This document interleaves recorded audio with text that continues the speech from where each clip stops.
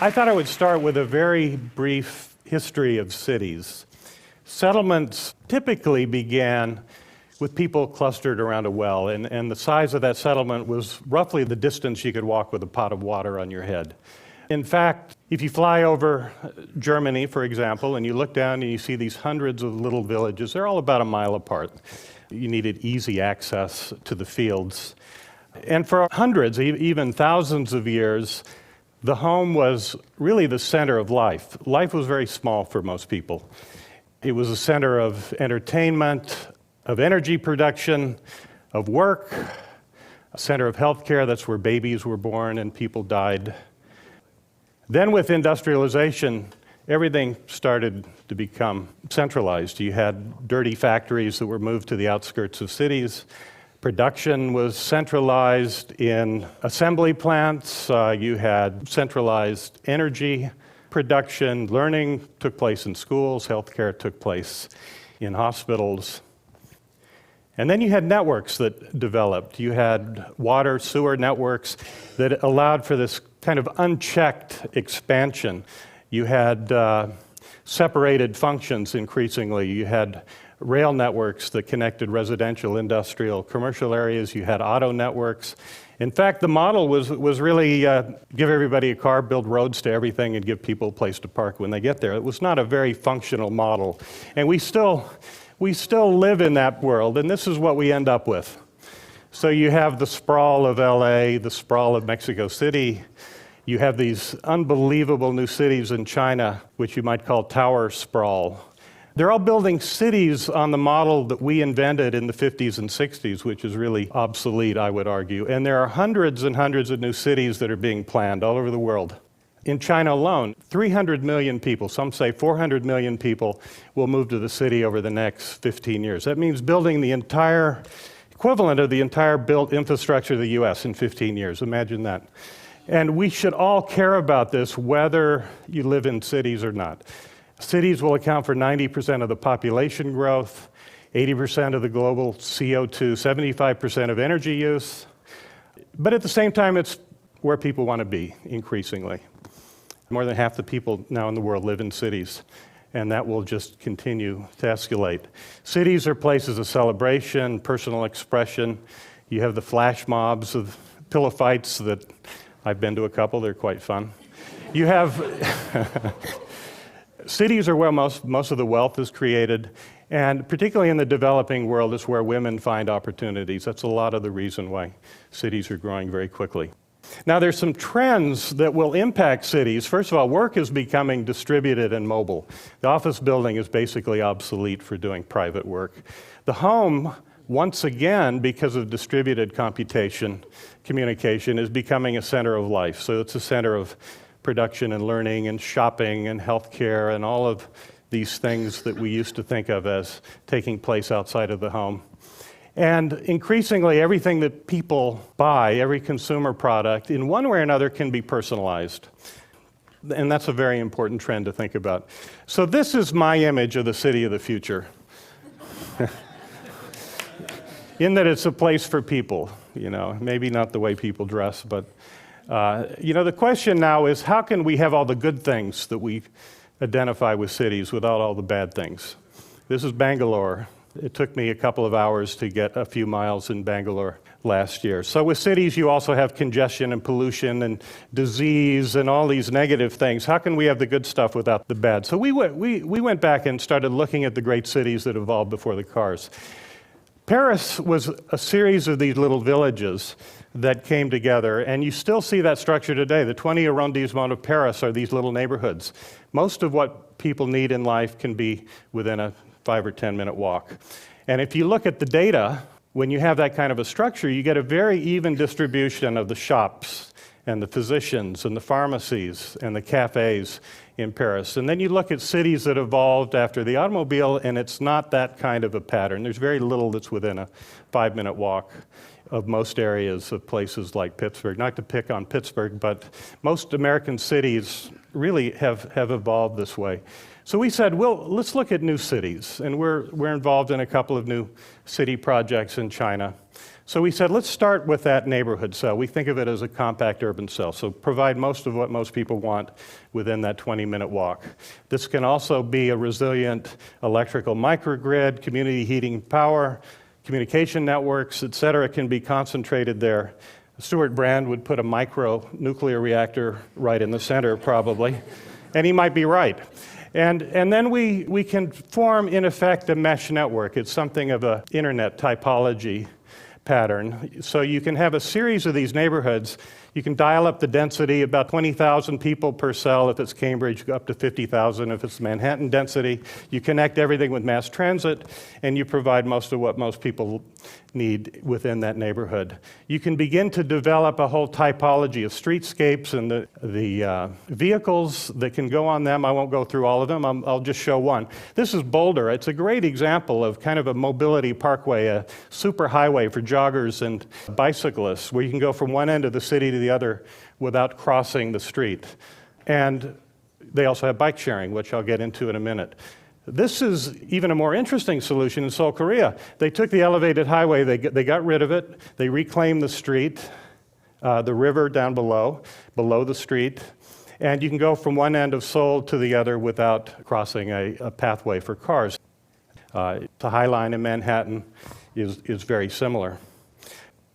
You have these rapidly emerging bike lanes all over the world. I lived in Manhattan for 15 years. I went back a couple of weekends ago, took this photograph of these fabulous new bike lanes that they have installed. They're still not to where Copenhagen is, where something like 42% of the trips within the city are by bicycle. It's mostly just because they have fantastic infrastructure there. We actually did exactly the wrong thing in Boston. The big dig. So we got rid of the highway, but we created a traffic island, and it's certainly not a mobility pathway for anything other than cars. Mobility on demand is something we've been thinking about, so we think we need an ecosystem of these shared use vehicles connected to mass transit. These are some of the vehicles that we've been working on. But shared use is really key. If you share a vehicle, you can have at least 4 people use one vehicle as opposed to one. We have Hubway here in Boston, the Velib system in Paris. We've been developing at the Media Lab this little city car that is optimized for shared use in cities. We got rid of all the useless things like engines and transmissions. We moved everything to the wheels, so you have the drive motor, the steering motor, the braking all in the wheel. That left the chassis unencumbered, so you can do things like fold. So you can fold this little vehicle up to occupy a tiny little footprint.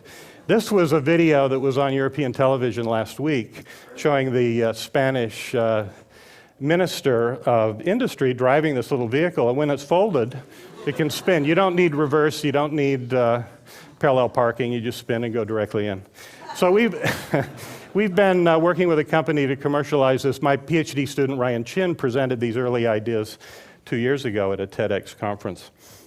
So what's interesting is then if you begin to add new things to it, like autonomy, you get out of the car, you park at your destination, you pat it on the butt, it goes and it parks itself, it charges itself, and you can get something like 7 times as many vehicles in a given area as conventional cars. And we think this is the future. Actually, we could do this today. It's not really a problem. We can combine shared use and folding and autonomy, and we get something like 28 times the land utilization with that kind of strategy. One of our graduate students then says, well, how does a driverless car communicate with pedestrians? You have nobody to make eye contact with. You don't know if it's going to run you over. So he's developing strategies so the vehicle can communicate with pedestrians. So So the headlights are eyeballs, the pupils can dilate, we have directional audio, we can throw sound directly at people. What I love about this project is he solved a problem that doesn't exist yet. So we also think that we can democratize access to bike lanes. You know, bike lanes are mostly used by young guys in stretchy pants, you know. So We think we can develop a vehicle that operates on bike lanes, accessible to elderly and disabled, women in skirts, business people, and address the issues of energy, congestion, mobility, aging, and obesity simultaneously.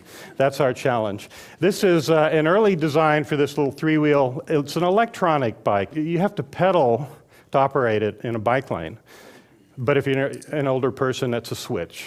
If you're a healthy person, you might have to work really hard to go fast. You can dial in 40 calories going into work and 500 going home when you can take a shower. We hope to have that built this fall. Housing is another area where we can really improve. Mayor Menino in Boston says lack of affordable housing for young people is one of the biggest problems the city faces. Developers say, okay, we'll build little teeny apartments.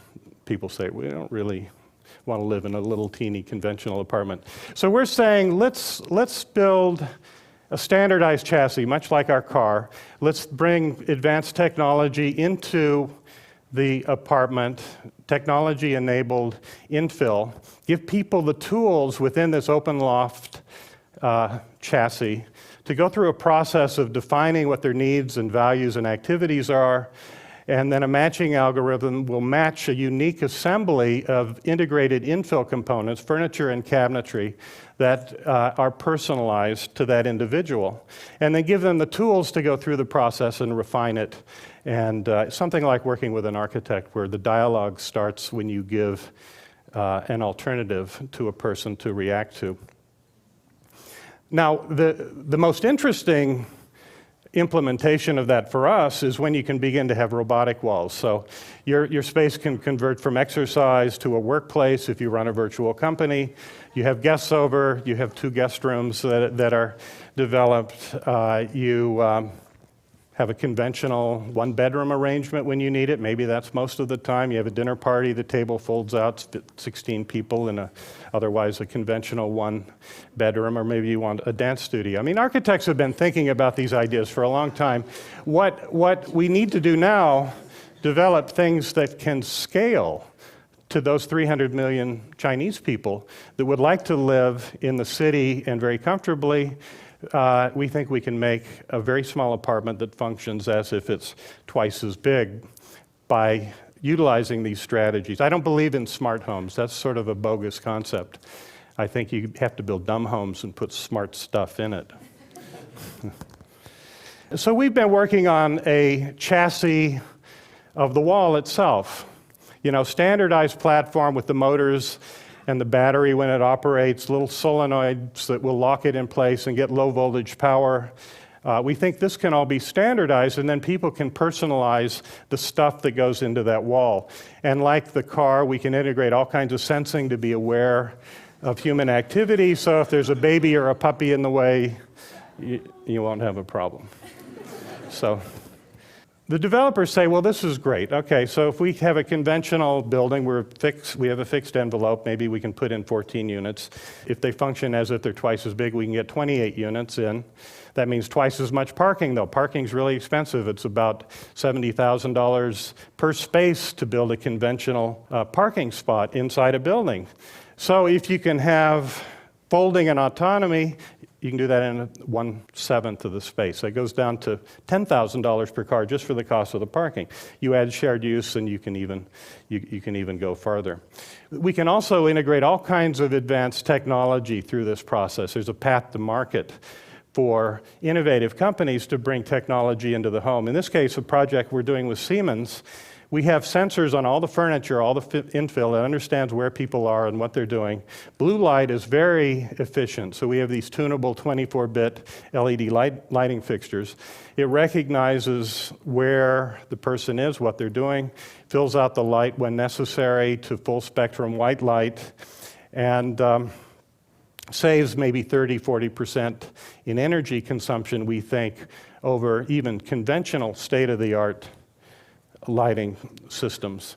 This just shows you the data that comes from the sensors that are embedded in the furniture. We don't really believe in cameras to do things in homes. We think these little wireless sensors are more effective. We think we can also personalize sunlight. That's sort of the ultimate personalization in some ways. So we've looked at articulating mirrors at the facade that can throw shafts of sunlight anywhere into the space, therefore allowing you to shade most of the glass on a hot day like today. In this case, she picks up her phone. She can map food preparation at the kitchen island to a particular location of sunlight. An algorithm will keep it in that location as long as she's engaged in that activity. This can be combined with LED lighting as well. We think workplaces should be shared. I mean, this is really the workplace of the future, I think. This is Starbucks, you know, maybe a third. And you see everybody has their back to the wall and they have food and coffee down the way in their own little personal bubble. We need shared spaces for interaction and collaboration. We're not doing a very good job with that. At the Cambridge Innovation Center, you can have shared desks. I've spent a lot of time in Finland at the Design Factory of Aalto University, where they have a shared shop and shared fab lab, shared quiet spaces, electronic spaces, recreation places. We think ultimately all of this stuff can come together, a new model for mobility, a new model for housing, a new model for how we live and work, a path to market for advanced technologies.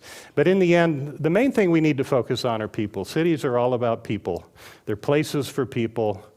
There's no reason why we can't dramatically improve the livability and creativity of cities like they've done in Melbourne with the laneways, while at the same time dramatically reducing CO2 and energy. It's a global imperative. We have to get this right. Thank you.